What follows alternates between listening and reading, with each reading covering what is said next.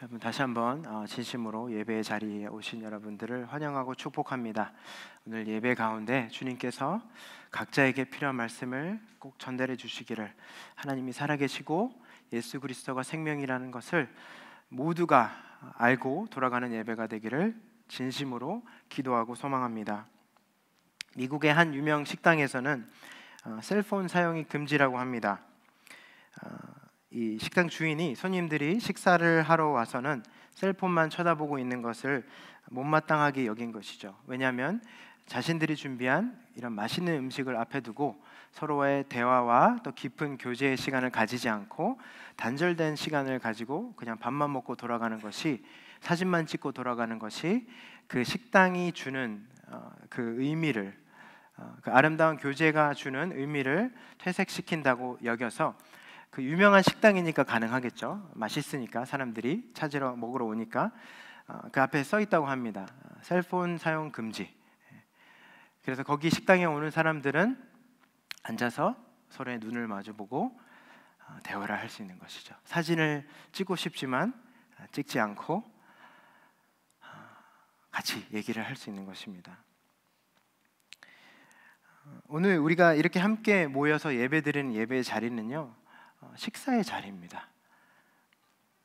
하나님을 생각하고 예수님을 사모하며 성령의 인도하심을 따라 생명의 빵이신 예수를 먹고 그의 피를 마십니다. The place where we gather today for worship is also a place of eating together. We think of God, long for Jesus, and follow the guidance of the Holy Spirit. We partake in the bread of life, which is Jesus, and drink of His blood. 여기 교회에 나오신 지 얼마 안 되신 분이 있을 수 있습니다. 이게 참 이해가 안 되죠. 예수를 먹고 마십니다. 이게 무슨 소리입니까? 실제로 초대 교회에서는 그 교회를 이제 교회 아웃사이드에 있으신 분들이 교회 다니는 사람들은 식인종이다라고 프레임을 씌웠습니다. 왜냐하면 맨날 얘기하는 게 우리는 예수님을 먹고 마십니다 이런 얘기를 하니까 이게 무슨 소리인가? 여러분, 우리를 살게 하는 것이 무엇입니까? 육적으로는 우리가 먹고 마시는 음식입니다. 그런데 영적으로는 우리가 받아들이는 모든 메시지가 우리를 살게 합니다. 예를 들어 볼까요? 우리 안에 형성된 사고방식과 세상을 바라보는 시각은 어디서 온 것입니까? 우리가 먹는 메시지로부터 옵니다.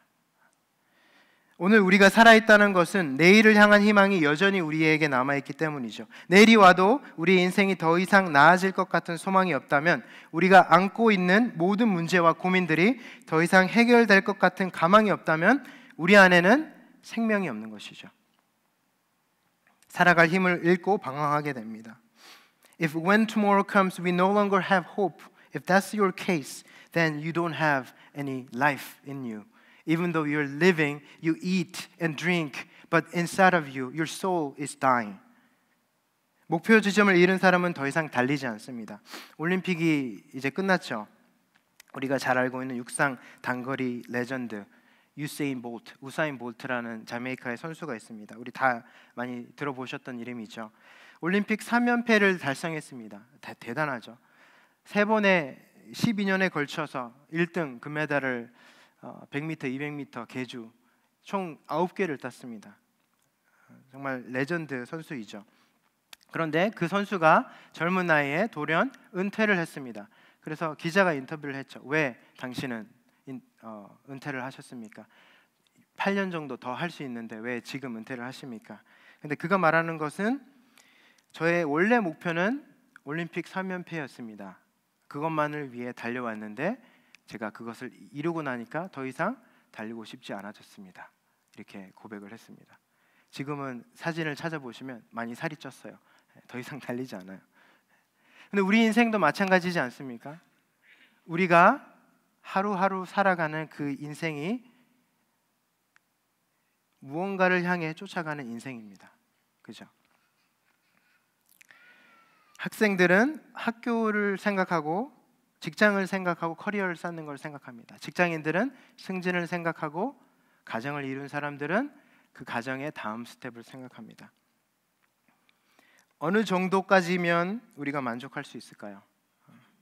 편안하고 안락한 인생, 여행과 여가를 즐기며 평안히 사는 것을 누구나 꿈꾸고 바라면서 생각하고 있습니다. 그것이 우리의 목표와 방향이 되어 있을 경우가 많이 있습니다. 어떠한 문제가 닥치면 그 문제 해결에 급급한 인생입니다. 이러한 목표들이 사실은 나쁜 것은 아니죠. 우리에게 방향을 주고 살아갈 힘을 주기 때문입니다. 이런 것들에도 어느 정도의 생명이 있다고 할 수 있습니다. But the problem is the things we receive, the messages we receive from the world, it gives us a certain life, a small amount of life, but that life doesn't have eternity in it. 그 세상이 주는 메시지들로 우리가 목표와 방향을 세우면 그것에는 어느 정도의 생명은 있을지 몰라도 그 생명은 영원하지 않습니다. 한 은퇴한 할아버지의 인터뷰를 보았습니다. 이분은 젊은 나이에 캐나다로 이민을 오셨습니다. 30년 넘게 열심히 일하면서 돈도 어느 정도 모았습니다. 이제 은퇴하고 여유로운 생활을 하실 수 있습니다. 그런데 이 할아버지는 인터뷰하는 그 청년이 이렇게 물었을 때 가장 후회되는 일이 무엇입니까? 라고 물었을 때 이렇게 대답합니다. 너무 열심히 일한다고 아내와 자식을 제대로 돌보지 못한 것이 후회됩니다. 자녀들과 손자, 손녀들 있는데 이제 영어만 하니까 대화가 안 되는 것이죠. 깊은 대화를 할 수 없어서 답답합니다. 열심히 일한 것까지는 좋았는데 너무 열심히 일해서 각종 병을 얻고 최근에는 암 진단을 받았습니다. 목표를 향해서 열심히 달려왔는데 그래서 행복할 줄 알았는데 자녀들은 이제 연락도 잘 안 되고 제게 남은 것은 병만 있습니다. 이 할아버지는 참으로 쓸쓸해 보였습니다. 살아 계시지만 재산도 있고 다 이룬 삶이지만 더 이상 생명이 없어 보였습니다. 여러분, 우리가 이 세상을 살아가는데 붙잡아야 할 목표와 소망은 이 세상 것에 있지 않습니다. 우리는 늘 속고 삽니다. 이 세상의 것이 전부라고 속이는 메시지를 먹고 살아가니까 그것만 보이는 것이죠. 우리의 영원하신 생명이 되신 예수, 믿음의 주가 되시고 온전케 하시는 예수, 이것이 우리가 바라보아야 할 목표이고 꿈이고 먹고 마셔야 할 음식입니다. There's hope in Jesus Christ, and our goal is in Him. 예수님은 우리를 오늘도 초청하십니다. 이 놀랍고 신비한 예배의 자리로 초청하십니다. 생명의 빵을 먹습니다. Jesus invites us today. He calls us to this amazing and mysterious place of worship where we can eat the bread of life, gain strength, and hold on to a clear purpose and unwavering hope. 여러분, 이 예수의 초청에 응답하시기를 바랍니다. 이 예수와 식사하시기 바랍니다. 깊은 사귐의 교제를 누리시기 바랍니다.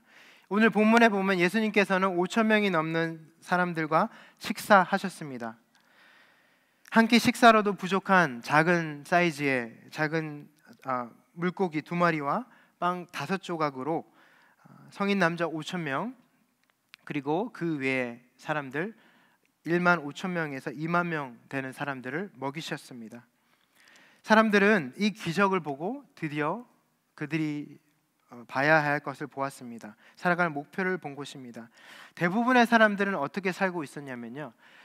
Most of the people, majority of the people who gathered there to receive the bread and fish, they were under the governance of the Roman Empire. 로마 정부의 압제 속에서 they were poor, they were hardworking, but most of them was not making enough. 가난한 사람들이었습니다. 그래서 빵을 나눠주니까 그것에 사람들이 시선을 뺏긴 것입니다. 오늘 말씀을 다시 한번 보겠습니다. 요한복음 6장 26절에서 27절까지 말씀입니다. 함께 읽어보도록 하겠습니다. 예수께서 그들에게 대답하셨다. 내가 진정으로 진정으로 너희에게 말한다. 너희가 나를 찾는 것은 표징을 보았기 때문이 아니라 빵을 먹고 배가 불렀기 때문입니다. 너희는 썩어 없어질 양식을 얻으려고 일하지 말고 영생에 이르도록 남아있을 양식을 얻으려고 일하여라. 이 양식은 인자가 너희에게 줄 것이다. 아버지 하나님께서 인자를 인정하셨기 때문이다. 여러분, 세상의 작동 원리가 무엇인지 아십니까? 세상의 작동 원리는 힘, 경쟁입니다. 힘 있는 사람이 더 많이 가지고 더 높은 자리에 오릅니다. 더 많이 가지고 더 누리는 게 잘 사는 것이라고 말하고 있습니다. 그것이 우리의 목표가 되어 있고 그것이 행복이라고 우리를 속이고 있습니다. It seems as though this particular goal to gain more power and money is what keeps us going and helps us endure. 그래서 세상의 작동 원리에 따라서 살아가는 사람들은 실망하고 좌절할 수밖에 없습니다. 우리가 이 세상의 것을 쫓아 살아가다 보면 반드시 실망하게 되어 있습니다.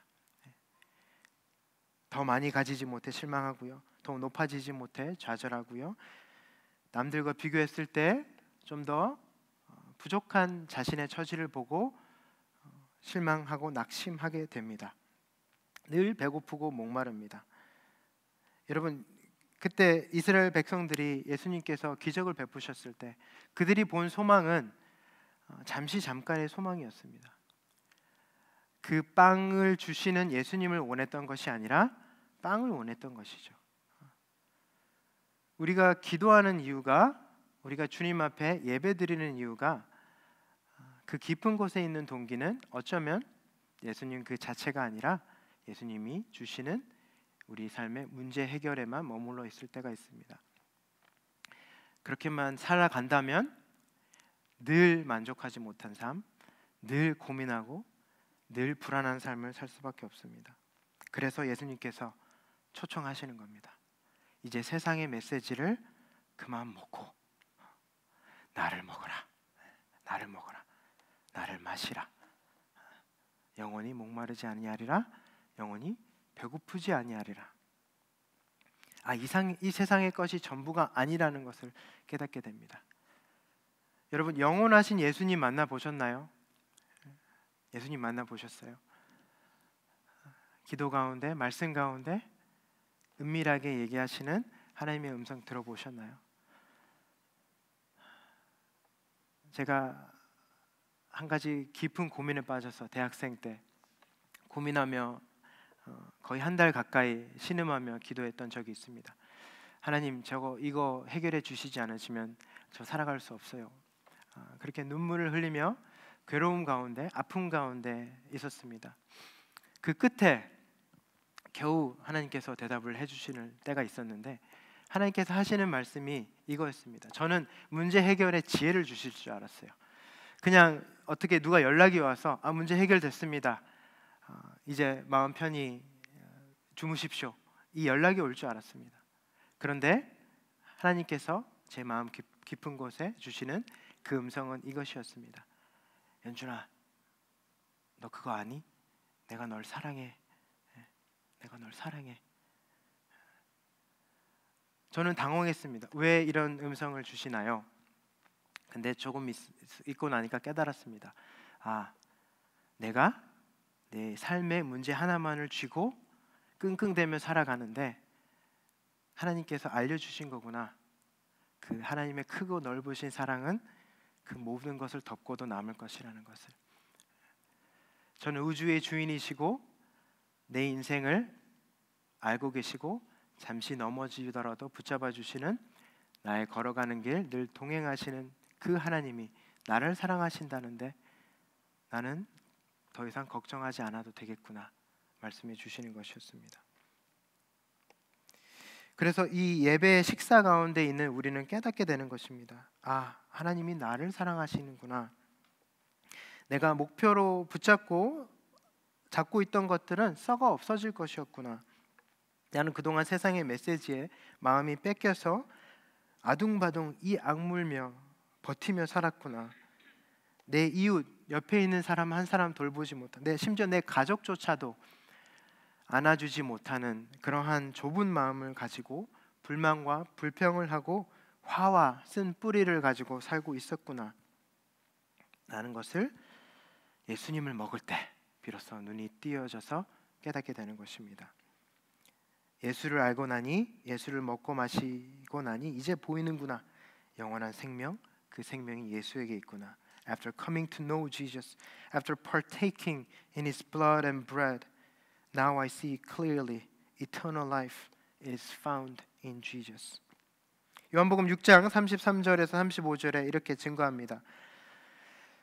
제가 영어로 읽겠습니다. For the bread of God is he who comes down from heaven and gives life to the world. They say to him, Sir, give us this bread always. Jesus answered. Jesus said to them, I am the bread of life. Whoever comes to me shall not hunger, and whoever believes in me shall never thirst. 여러분 언제 행복하시나요? 언제 가장 만족을 느끼십니까? 지금 여러분의 삶은 어떠십니까? 아, 내 삶에 만족이 있어. 나는 I'm content in my life 라고 하실 수 있으십니까? 여러분 참 만족과 기쁨은요 관계의 깊어짐에서 옵니다. 진짜 행복은 거기서 옵니다. 우리가 가질 수 있는 거, 누릴 수 있는 거 잠시 잠깐입니다. 망가지고 없어지고 썩어지어 없어질 것입니다. 그런데 잘 생각해 보십시오. 여러분이 가장 사랑하는 그 사람, 여러분에게 힘을 주고 의지가 되는 그 사람과의 관계가 틀어졌을 때 여러분의 마음은 어떻습니까? 세상을 잃은 것 같은 괴로운 마음일 것입니다. 여러분의 자녀와 여러분의 배우자와 관계가 나쁜 상태로 있다면 세상의 모든 것을 가지더라도 그 사람은 가장 불행할 사람일 것입니다. 아무도 친구가 없고 깊은 얘기를 나누고 나의 고민을 나누고 그 앞에서 눈물을 흘릴 대상이 없다면 그 사람은 얼마나 불쌍한 사람입니까? 세상의 모든 재산을 가지고 세상의 부귀영화를 다 누리더라도 그 옆에 아팠을 때 병 간호해 줄 사람이 없다면 그 사람만큼 불행하고 슬픈 사람은 없을 것입니다. 관계가 우리를 행복하게 합니다. 옆에 계신 그분 소중히 여기시기 바랍니다. 함께 하시는 그 사람들 가운데 참된 만족과 기쁨이 있습니다. 그런데 그거 아십니까? 옆에 계신 그분도 여러분들을 실망하고 아프게 할 수 있습니다. 가장 깊은 상처는 어디서 오는지 압니까? 가장 가까운 사람에게 옵니다. 가장 가까이 있기 때문에 더 아픈 것이죠. 여러분과 관계없는 사람과의 그 관계는 크게 중요하지 않습니다. 길 지나가다가 나에게 욕을 한 사람은 그냥 하루 기분 나쁘고 그만입니다. 누군가 나를 때렸다. 뭐 며칠 기분이 나쁠 수 있죠. 근데 그 사람과 더 이상 보지 않아도 된다면 여러분은 크게 인생에 문제가 없을 수 있습니다. 그러나 평생 같이 살아야 될 그 사람과 관계가 나쁘다면 그것만큼 아픈 것은 없죠. 우리가 가장 많이 받는 가족의 상처, 제가 어린아이들, 청년들 상담을 하면 그 모든 것의 원인은 부모님에게 있습니다. 저도 부모이지만 제가 깊이 반성하고 회개하는 부분이지만 너무 힘들죠. 그냥 한 대 때리면 문제가 해결될 것 같은데 협박하면 너 그러면 캔디 안 준다. 내일부터 스크린 타임 없어. 시끄러. 조용해. 이렇게 하면 될 것 같은데 저희 와이프는 옆에서 항상 저를 째려보며 말합니다. 여보 그거 아니에요. 네. 앉혀놓고 대화해 주세요.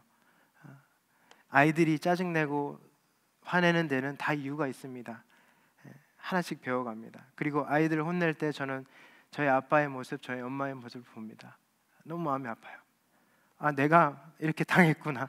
내가 이렇게 우리 엄마한테 구박을 당했구나. 내가 이렇게 우리 아빠한테 무시를 당하고 사랑을 못 받았구나. 그러면서 그것을 뛰어넘는 사랑을 갈구합니다. 우리가 관계에서 상처받는 것들, 아픈 것들, 만족에서 끊어진 것들, 행복에서 멀어진 것들 어디서부터 체험을 받을 수 있습니까? 영원한 사랑, 변하지 않는 사랑, 여전히 우리와 함께 계시고 우리의 주인이 되셔서 십자가에서 보여주신 그 사랑을 알 때 우리는 회복됩니다. 우리 자아가 회복됩니다. 부모님에게 받은 상처, 자녀에게 물려준 상처 우리가 회복시킬 수 없습니다. 그러나 예수 그리스도를 먹을 때, 예수 그리스도를 마실 때 아, 하나님이 나를 사랑하시는구나. 내가 부족하지만, 내가 죄를 지었지만, 내가 내 자녀에게 소리 질렀지만, 내가 부모에게 상처를 받아서 내 자존감은 너덜너덜하지만 내가 세상과 비교하면서 내가 이것밖에 안 돼, 나는 이 수준밖에 안 돼라는 깊은 좌절을 겪지만 그 가운데 하나님이 말씀하십니다. 내가 너를 사랑한다. 내가 너를 그래도 끝까지 붙잡고 너 인생 내가 잡고 가니까 걱정하지 마라. 내가 너를 택했다. 내가 너를 구원하겠다. 천국에서 우리는 다시 만날 것이다. 그러니 너는 오늘 하루를 사랑을 선택하며 살아라. 이것이 예배 가운데 들려지는 예수 그리스도의 음성입니다. 우리가 세상의 메시지를 먹으면 세상의 메시지만 우리 입 밖에 나옵니다. 더 성공해야 돼. 더 많이 벌어야 돼. 더 좋은 삶을 살아야 돼. 우리 자녀들에게 무엇을 가르칠 수 있겠습니까? 그것밖에 나오지 않습니다. 시기하고 질투하고 남들과 이웃과 비교해서 깎아내리고 험담하는 말들 많죠. 우리가 세상의 메시지를 먹었기 때문에 다른 사람을 세우지 못하고 그 사람을 깎아내리게 되는 것입니다. 그러나 우리가 예배 자리에서 예수 그리스도, when we truly receive the word of God, the true life, the real life in us, and we will be speaking life, then we will build up people. 사랑한다. 자녀들아 사랑한다. 친구야 사랑한다. 내가 너를 용서한다. 그 사랑의 말이 내 입에서 나오는 것이죠. 내가 좀 아쉬워도 불편해도 그들을 용서하고 기다릴 수 있습니다. 열매 맺는 삶 살게 되는 것입니다. 예수를 먹고 마신다는 것은 그래서 디톡스를 하는 것입니다. 내 몸을 망가뜨리는 독소를 빼는 것입니다.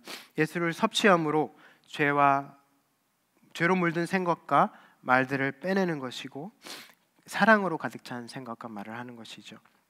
여러분, 예수님은요 제자들과 만찬을 하시기 전에 무엇을 하셨는지 아십니까? 상석에 앉으셔서 야 베드로야 포도주 갖고 오너라. 야 야고보야 빵을 좀 구워 오너라. 이렇게 하시지 않으셨죠. 예수님은 무릎을 꿇고 물을 떠서 제자들의 발을 씻기셨습니다. 왜 식사 전에 그 일을 하셨을까요? 그 일은 누가 하던 일이었습니까? The slaves were the ones who washed the feet of their masters. 이 세상의 주인이신 예수 그리스도가 죄인인 우리의 발을 씻기신다고 합니다. 무엇을 보여주시는 거죠? 세상의 메시지에 속지 마라. 너희가 살아갈 방식, 하늘나라에 돌아가는 작동 원리는 무릎을 꿇고 다른 사람의 발을 씻는 것이다. 섬기는 것이다. 사랑하는 것이다. 용서해주고 품는 것이다 라는 것을 보여주신 것입니다. 예수님께서 발을 씻기시기 전에, 최후의 만찬에 있기 전에 제자들은 다투었습니다. 누가 높냐? 내가 높다. 아니야, 내가 더 높아. 내가 이렇게 많이 배웠는데. 그러니까 이제 다른 이제 야고보와 요한의 어머니가 등장합니다. 예수님의 이모죠. 갑자기 등장해서는 예수님 이제 로비를 하는 거예요.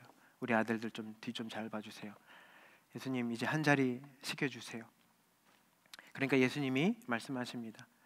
너희는 세상 사람들과 똑같이 그러지 말지니. 예수님의 제자들조차 오해했습니다. 이 세상에서 잘 먹고 잘 사는 법은 한 자리 차지하는 것. 심지어 예수님의 친척인 그 이모조차 아들들 뒤 좀 잘 봐주세요 하고 불법 청탁을 하신 것입니다. 우리의 삶도 똑같죠. 어떻게든 우리 자녀가 좀 더 잘 됐으면, 어떻게든 내 인생이 좀 더 폈으면. 그런데 예수님께서는 나자짐과 희생이라는, 힘과 경쟁이 아니라 나자짐과 희생이라는 하나님 나라의 새로운 작동 원리를 알려주셨습니다. At the table where Jesus invites us to dine, we receive His service. 우리가 예배에 오면 예수님을 먹고 마시는 거죠. 누가 희생합니까? 예수님이 희생하십니다. 우리는 우리가 뭔가 예배를 준비해서 드리는 거라고 하지만 물론 우리가 섬기는 부분도 있죠. 그런데 가장 중요한 부분은 예수님이 먼저 우리를 섬기신 것입니다. 그게 예배입니다.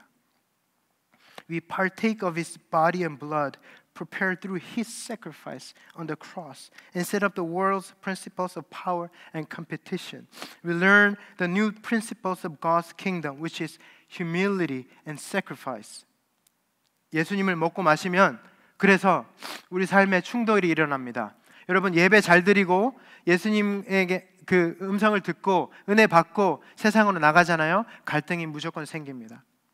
내 욕심을 쫓아 살던 나의 습관이 예수라는 새로운 가치관과 싸우기 시작합니다. 갈등합니다. 고민합니다. 손해보는 결정을 내리지 못합니다. 남을 위해서 희생하는 거 누가 쉽게 할 수 있겠습니까? 정직하게 사는 거 쉽지 않습니다. 조금만 거짓말하면 여러분 아시죠? 조금만 속이면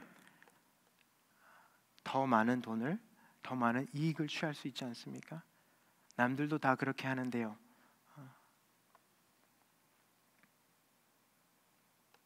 나만 그러지 않으면 바보가 된 느낌입니다. 그렇게 또 일주일을 살다가 함께 모여 예배하며 다시 한번 깨닫는 것이죠. 아, 맞다. 하나님이 날 사랑하시지. 그래서 예수님을 보내주셨지. 내 죄 때문에, 나의 욕심과 부정직함 때문에, 더 많이 가지고 더 높아지려는 잘못된 생각 때문에 예수님이 십자가에 매달리셨지. 그래서 귀를 열고 마음을 열고 그 초청에 응답하는 것입니다. 이리로라, 나와 함께 밥 먹자. 찬양이 시작됩니다. 최고급 에피타이저가 나옵니다. 신선한 야채와 향긋한 과일을 먹습니다. 말씀을 함께 읽고 나눕니다. 배고팠던 나의 영혼이 채워집니다. 지금까지 먹어보지 못한 최고급 요리입니다. 사랑에 고팠던, 인정에 메말랐던 나의 영이 예수의 사랑으로 채워지고 힘을 얻습니다. 기도합니다. 입술을 열어 주님의 이름 한번 불러봅니다. 주님, 저 도움이 필요합니다. 제 힘으로 도저히 이 세상을 살아갈 수 없습니다.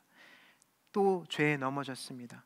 어젯밤, 그저께 제가 또 똑같은 죄 짓고 말았습니다. 저 어쩌면 좋습니까? 예수님의 고요하고 부드러운 음성 들리기 시작할 것입니다. 내가 너를 사랑한다. 내가 너를 사랑한다. 그럼에도 불구하고 내가 너를 사랑한다. 여러분, 이 자리, 예배 자리에 오신 분들은 모두 다 하나님이 사랑하셔서 이 자리를 허락하셨습니다. 그래서 이 사랑의 음성을 꼭 들으시고 가길 바랍니다. 그냥 몸만 왔다가 마음은 열지 않고 돌아간다면 차라리 그냥 집에서 쉬십시오. 그냥 놀러 가시고 일하십시오. 그게 더 낫습니다. 적어도 이 자리에 오셨다면 마음을 열고 주님의 음성 들으시기 원합니다. 그래서 고백하는 것이죠. 주님, 저도 주님을 사랑합니다. 마치 베드로가 그랬던 것처럼 제가 주님을 사랑하는 줄 주님이 아십니다. 이것이 예배입니다. 예수님과 함께하는 식탁의 자리입니다. 사랑하는 형제 자매 여러분, all the things we possess and enjoy in this world are not eternal. 영원하지 않습니다. They will all eventually disappear. These things are not worth dedicating our lives to. 세상이 주는 메시지 속지 맙시다. 그리고 함께 전심으로 예배합시다. 예수님과 식사합시다. 예수님을 먹고 마시며 누립시다. 그 사랑으로 채워지기 원합니다. 새 소망이 여러분에게 주어지기를 간절히 축원합니다. 새 목표를 가지고 다시 한번 도전하시기 바랍니다. 사랑을 선택하시기 원합니다. 희생하시기 원합니다. 내 것을, 내 돈을 들여서 다른 사람을, 시간을 들여서 다른 사람을 섬기기 원합니다. 실패했다면 괜찮습니다. 또다시 이 자리로, 예수님의 식사의 자리로 오십시오. 죄를 안고 오십시오. 지친 마음과 상한 심령을 가지고 이 예배의 자리를 사모하며 오십시오. 이곳에서 주님이 만지십니다. 다시 돌아와 주님 품에 안깁시다. 다시 든든히 예수를 먹고 내 입술로 예수를 말하고 예수를 알립시다. 주님이 사랑하십니다. 여러분, 하나님이 갈라진 남유다 백성을 바빌론에게 끌려가게 하셨습니다. 이해가 되지 않습니다. 하나님이 명령하셔서 솔로몬이 성전을 세웠습니다. 성벽을 세웠습니다. 예수님이 여러 선지자들을 통해서 prophesy 하셨습니다. I will send the Savior, Messiah in your bloodline. 그런데 하나님이 나라를 망하게 하셨습니다. 말이 안 되죠. 하나님이 그렇게 하신 데는 한 가지 이유가 있습니다. 무엇인지 아십니까? 백성들이 하나님을 마음에 두기 싫어하며, 백성들이 예배를 멈추매, 백성들이 성경을 읽지 않음에 내가 그들을 포로로 잡혀가게 하였다. 여러분, 성경 스크립처 모세오경을 어떻게 발견하는지 아십니까? 먼지 구덩이 속에서 발견했어요. 아무도 그 존재를 알지 못했습니다. 아무도 수십 년간 성경을 펴보지 않았습니다. 그것을 발견하고 묻습니다. 이게 뭐죠? 이 성경이 뭐죠? 그때 깨닫습니다. 이건 하나님의 말씀이다. 옷을 찢고 회개하며 금식을 선포합니다. 그때 부흥이 일어났습니다. 예배가 무너진 자들에게 하나님은 극단의 방법을 쓰십니다. 포로로 잡혀가게 하십니다. 포로 생활 후에 주님이 그들을 다시 부르십니다. 이제 정신을 차린 백성들이 돌아옵니다. 그들이 근데 무엇을 한지 아십니까? 성전을 지으라, 성벽을 세우라 말씀하셨습니다. But all the people, what they did first is to build their own houses. 하나님께서 분명히 말씀하셨습니다. 너네 살 집 중요하지만 먼저 성전을 지어라. 예배를 회복하라. 그런데 모두가 포로에서 돌아온 그들이 처음 한 일은 자기 집을 지었어요. 그래서 하나님이 다시 한번 선지자를 보내 깨닫게 하십니다. 그거 아니고 예배를 먼저 지어라. 성전을 먼저 지어라. 우리에게 동일하게 말씀하십니다. 우리 더 이상 우리의 집을 짓지 맙시다. 이 땅에서의 우리가 먹고 살 거 마련하지 맙시다. 중요합니다. 필요합니다. 그게 다가 아닙니다. 가장 중요한 거 예배 성전을 세우는 것입니다. 그것을 우리 함께 세워야 합니다. 제가 처음에 말씀드린 것처럼 식당에서 셀폰을 주머니에 넣고 꺼내지 않는 것처럼 이곳에서 예배 자리에서 우리의 마음을 분산시키는 모든 생각과 걱정과 염려를 내려놓고 Let us put aside all thoughts and worries and concerns that are distracting us, our hearts from God. 각자의 삶 멍에를 지고 흩어졌던 마음 다시 모으고 다시 합심하여 예배합시다. 손해보면서 바보라 소리 들어도 그래도 예수님처럼 이웃의 발을 씻깁시다. 겸손히 사랑하고 또 사랑합시다. 놀라운 기적이 참 생명이 그곳에 있습니다. 여러분, 예배 가운데 생명이 선포되는 가운데 치유가 일어납니다. 하나님 나라가 선포되는 가운데 귀신이 떠나갑니다. 예수님께서 하셨던 사역입니다. 회개하라 천국이 가까웠느니라. 말씀이 선포될 때 드러나는 두 가지 사건이 있습니다. 치유와 귀신이 쫓아나감. 우리 마음에 어둠이 있습니다. 말씀이 선포될 때 떠나갈 것입니다. 우리 가운데 육신의 질병, 마음의 질병이 있습니다. 말씀이 선포되고 그 예수를 먹고 마실 때 우리의 병은 치유될 것입니다. 눈먼 자가 보게 될 것입니다. 억눌림에서 해방될 것입니다. 가난하고 소외된 자, 억울하고 분통한 자가 위로를 얻게 될 것입니다. 새 소망을 얻고 힘을 얻고 능력을 힘입어 일어서서 찬양할 것입니다. 말씀은 증거합니다. 예수께서 그들에게 말씀하셨다. 내가 생명의 빵이다. 내가 생명의 빵이다. 내게로 오는 사람은 결코 줄이지 않을 것이다. 나를 믿는 사람은 다시는 목마르지 않을 것이다. 여러분, 예수님이 우리를 부르십니다. 그 음성에 반응하기 원합니다. 다 같이 고백했으면 좋겠습니다. 주님, 그 빵을 우리에게 언제나 주십시오. 오늘 이 자리에 주십시오. 우리가 예수를 먹고 마시기 원합니다. 다 함께 일어나셔서 찬양하기 원합니다. 합심이라는 찬양입니다. 우리가 한 달간 찬양하며 하나님 앞에 마음을 드린 찬양인데요.